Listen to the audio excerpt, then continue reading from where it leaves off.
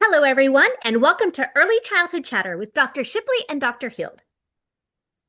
Twice a month, we'll come to you with a 10-minute professional development that you can quickly listen to for new ideas to try.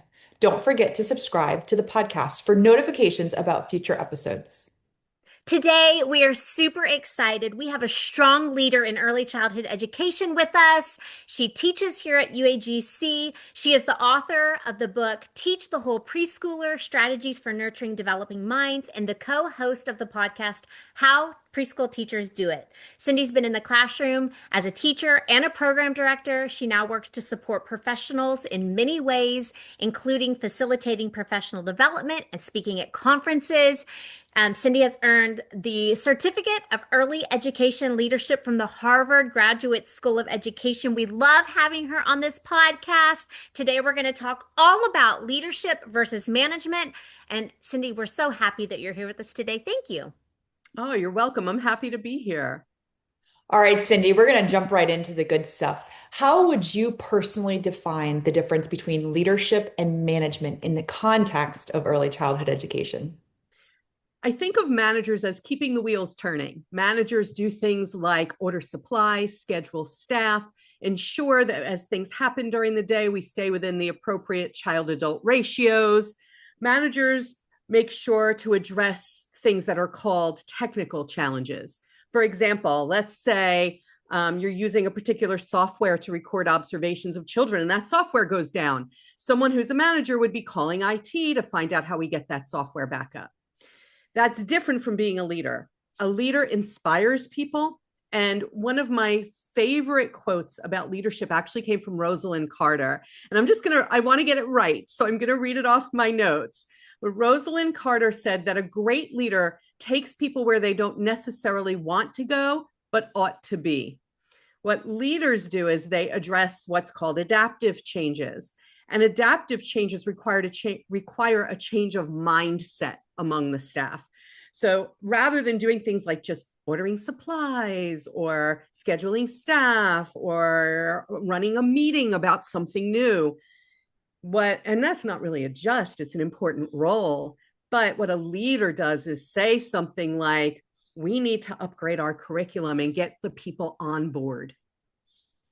That's amazing because we can all think of the really strong and great leaders that we had and the ones who weren't so effective. And I think that we learned from both and we take the qualities that we want from that leader and, employ those in ourselves. Okay, so next question. Can you share an example from your experience where strong leadership and strong management worked hand in hand to improve program quality? Yes. So there was a time when I was asked to take over an early childhood program as director in October. So the school year was already moving. I took it over. They had someone who was a beloved director for many, many, many years who retired. And then they hired someone who didn't work out. And then they came to me because they knew what I do. So when that person retired, I'm sure she was wonderful and lovely in her job. She had been there for a very long time, didn't make many changes. When I came on board after someone who didn't work out, there were so many things that needed to be addressed. There were the management things like the supplies. We don't have enough supplies. Like what's going on with this schedule? People are running into each other on the playground. We have to take a look at this schedule. But then there were also the leadership changes that I knew had to take place. Their curriculum was outdated. Their approach to partnering with families was very outdated. We now know that there needs to be deeper partnerships with families. So as the person in that new director role, there were many things I knew I had to address. And I had to decide which comes first, the manager tasks or the leader tasks. And the truth is that the manager tasks usually can be done pretty quickly. Like I can look at a schedule and say, okay, these playground times aren't working because of this. I'm going to change the playground times. But to get a staff who had been together for a really long time to understand that the curriculum was outdated, that things needed to change, that took a lot more time. So it has to do with two approaches that I had to use all at the same time and understand some of it you have to be patient with. Some of it can happen right away. Well, and you have to have that buy-in and trust also. Yes. They have to, support you. So that's important. That takes leadership. And Yes. that took some time, honestly. There's so many roles that as you were, talking through the scenario that you became a part of in this position.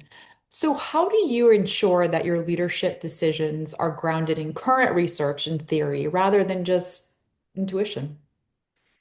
I am a lifelong learner, like I believe every educator and educational leader should be. So I'm constantly learning. You mentioned before I've earned a certificate in early education leadership. I'm always seeking that sort of thing. But I also do research. I in that scenario, I wanted to bring a new curriculum to this staff. I can't just go in and say, I think this is a really great curriculum. I have to research it. I have to talk to people about it. I have to make sure that it's based in theory and research. So it's really, as a leader, it's me doing my homework in many different ways, including seeking expertise from other people.